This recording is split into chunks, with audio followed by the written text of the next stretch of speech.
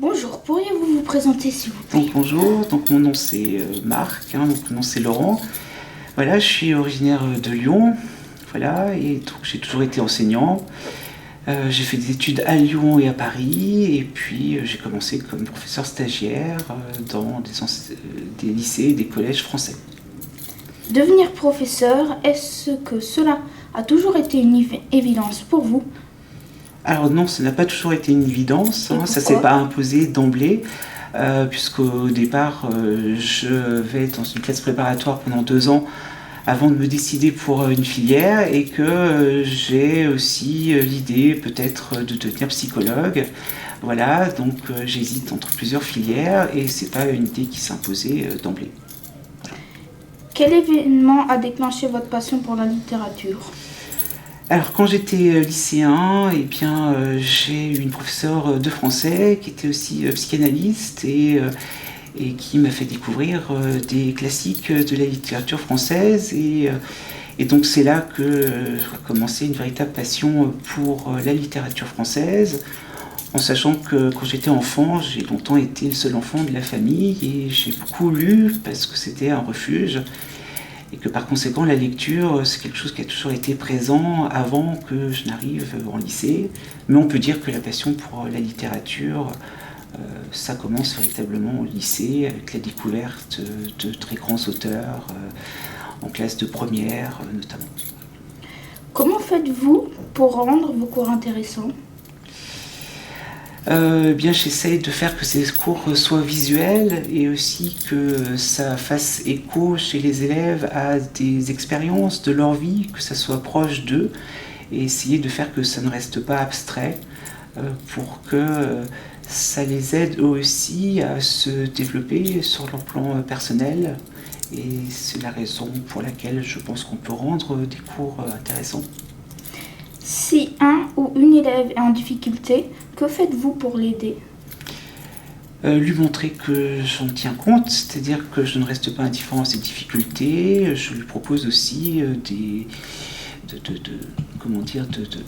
aménagements pour montrer que j'adapte aussi, qu'on peut adapter aussi la charge de travail par exemple, et lui proposer aussi d'en parler, c'est-à-dire que ça passe surtout par le dialogue pour lui montrer que je suis à même de comprendre, que je n'attends pas que l'élève atteigne tout de suite des objectifs que moi j'ai fixés, indépendamment de son profil, de son passé et aussi de ses goûts, puisque je sélectionne des livres, des extraits des 2 auteurs, et que ces auteurs peut-être ne plaisent pas spontanément aux élèves.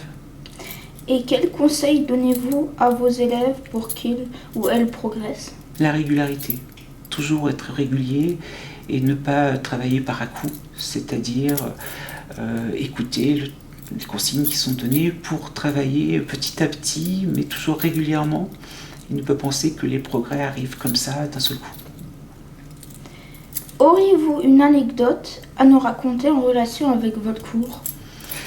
Récemment, non, je n'ai pas de véritable anecdote, mais ce qui peut être très intéressant pour un enseignant, c'est quand les élèves trouvent des idées que je n'avais pas forcément préparées en amont, et comme ça orientent de façon tout à fait inattendue le déroulement d'un cours, et que je peux sortir un peu de ce que j'avais prévu, parce que pour moi c'est l'inattendu, c'est une façon aussi de m'adapter à ce qui vient de la part des élèves, et c'est toujours très intéressant d'être surpris par une idée à laquelle on ne s'attendait pas. Est-ce que c'est la première fois que vous habitez ou vous enseignez à l'étranger? Alors habiter à l'étranger, non, puisque j'ai déjà habité en Allemagne pour un temps relativement court à Potsdam, et enseigné à l'étranger aussi pour une courte durée en Chine, et sinon j'ai toujours travaillé pendant près de 28 ans en France. Donc ces expériences d'enseignement à l'étranger, c'est encore tout récent pour moi, puisque si on prend en compte les 2 ans que j'ai passés en Chine, j'entame une 3e année de travail à l'étranger. Mais qu'est-ce que vous aviez fait encore en Chine? Alors je travaille uniquement comme enseignant. Et dans quel établissement? Le français, donc le lycée français international, à Hong Kong. Avez-vous une passion ou un hobby en dehors de l'école? La lecture, je pense que ça vous vous en doutez, c'est pas étonnant, mais aussi le jardinage, j'aime beaucoup aussi les animaux, voilà, et puis les voyages aussi, voyager, découvrir, mais la nature surtout, pouvoir être à l'extérieur et pouvoir aussi jardiner, m'occuper des arbres, planter, tout ça m'intéresse beaucoup. Quel est votre auteur préféré?